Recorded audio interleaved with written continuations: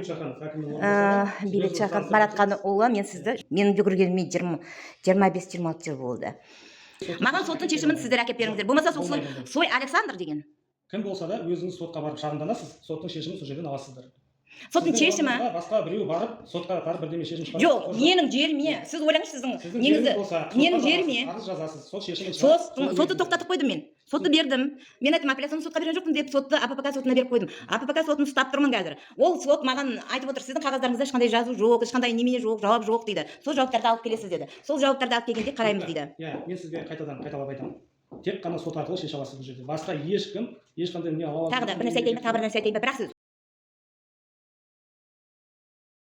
сотқа барасыз. Жоқ, біреуге 10 миллионға сатыпты, біреуге 20 миллионға сатыпты. Неге олар менің жерімді сатады? Соған жауап беріңіздер. Неге ол сатады? Сіз қашып кетіп барасыз ғой. Жауап бере алмаймын деп қашып барасыз.